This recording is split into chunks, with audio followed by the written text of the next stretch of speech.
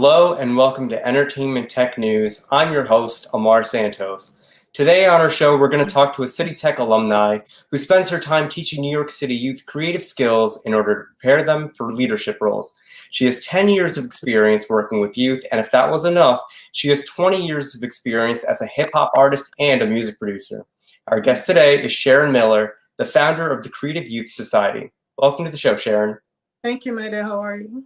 I'm good. How are you? I'm fine. So Sharon, could you tell us about the Creative Youth Society? What does it do and what it is as a whole?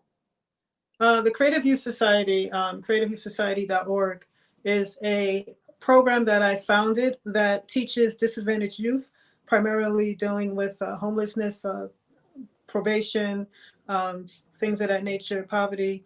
And it teaches them creative skills that they can take and use to get within the creative industries.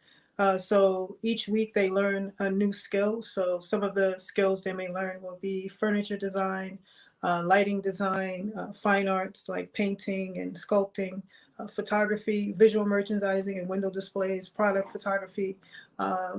There's different things that they'll learn each week. And then at the end, it culminates into a specific project. And then after that, they get help with resumes and trying to, connect them with other people who may be able to give internships or give jobs.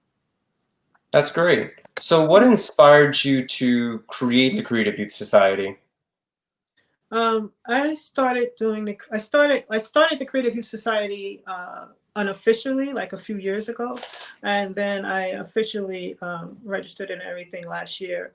And I did it because when I grew up, I went through a lot. There was a lot of obstacles in my way, and I maintained myself and I kept my sanity through creativity, painting, music, drawing, things of that nature. And so I realized that creativity has a way of making people better.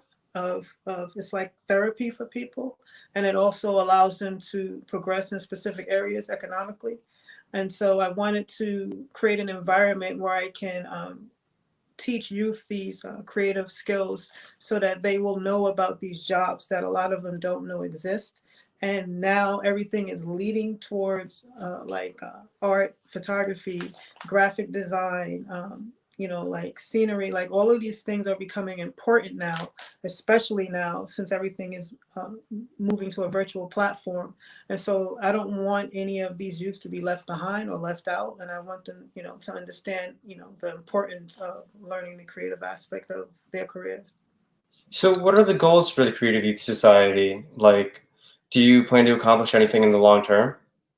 Yes, my major goal is to create a major hub in which all the youth can not only attend workshops, but also will be able to run businesses from there, utilizing computers and systems, and have business classes and job advice and career classes and things of that nature. Right now with this pandemic, it's a little, I'm not sure what will happen, exactly in the future, but that is the goal. The goal is to create a specific creative hub to get the youth out of the streets and get the youth out of their environments and place them in a creative environment that, gives positive leadership to. So speaking of the workshops, how have you adjusted the workshops to work during the pandemic? Well, we had to go virtual. And my program for the last two program sessions was connected with Neon Arts in Carnegie Hall. And so it was really last minute, and it was a little off kilter trying to get everything in play, but everything came together. And so what we did was I taught virtual instruction each week, and all of the materials were sent to the participants free of charge. All equipment, materials, electronic tools, whatever they needed was sent to them free of charge. And then they, created their products and their projects, and they would submit photos, and we would use those later on for the virtual gallery. And so, everything was just total virtual platform this year. So some of the projects that we looked at on your website in some of the workshops, really caught our eye. One of them in particular was the Light It Up workshop. Could you tell us more about the Light It Up workshop? Okay, the Light It Up workshop was I like for the workshops themselves. We like to have it where a lot of the materials that are used are accessible to the youth, like things that they can pick up or recycle and things of that nature. So the Light It Up workshop itself is basically, we taught them how to create orb pendant lights using paper lanterns and plastic cups. So what you see in the photos are actual paper lanterns that have been treated so that the paper doesn't tear. And then plastic cups were attached, and then a lighting cord system was placed inside of it. And it created the orb light that you see. And a lot of the kids loved it. A lot of the youth loved it because, they didn't realize, that first of all, they didn't realize they were cups attached to it when they saw the original. But, it was easy for them to create and sell. Like one of them already sold one. So, it was fun. What's amazing is, like, when you look at it at first glance, you really don't know that it's made out of household materials. Like, I definitely didn't notice that it was made out of plastic cups until you pointed it out. Even when you look at it close up, it looks like, unless you really look into it, it looks like they're like glass around it, but they're clear. They're like clear tumblers that are just attached. Sorry. So moving on from the Creative Youth Society, we know that you were a former student at City Tech, and you would still say that you still are very much a City Tech student. City Tech. So what would you say your favorite experience at City Tech was?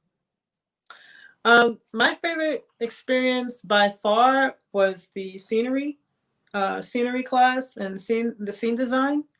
That was one of the main reasons why I joined City Tech, why I attended City Tech in the first place, was to learn those skills.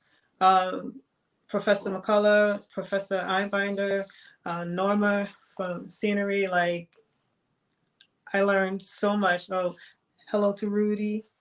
Rudy was holding it down in the scenery shop. and I learned so much, and I was able to take those skills that I learned there and utilize them later. It's also where I met Yadi Vasquez, who's also City Tech. She's actually on my team at the Creative Youth Society. So, I want to say hello to her and thank you to her as well.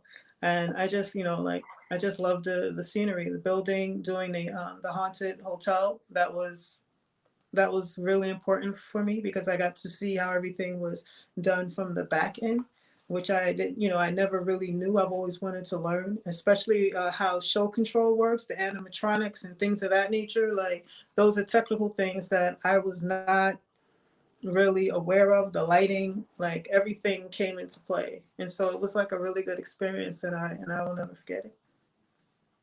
Well, Sharon, I want to thank you for being here. We, everyone in the audience, appreciate you telling us about what you do at the Creative Youth Society and you telling us about your time at City Tech. Is there anything that you wanted to tell to the audience before we signed off? Well, I just want to tell everyone to stay creative, listen to your professors, and do your work and get everything done. Trust me, you'll be extremely glad. I know it's a lot going on. There's a lot going on, but just keep your creativity going and your goals going, and you'll be fine. This is like the perfect time for you to learn all of this technology because everything is going technical. So you'll be fine. So I just wish everyone to be safe. Please be safe. And, just keep going with your goals.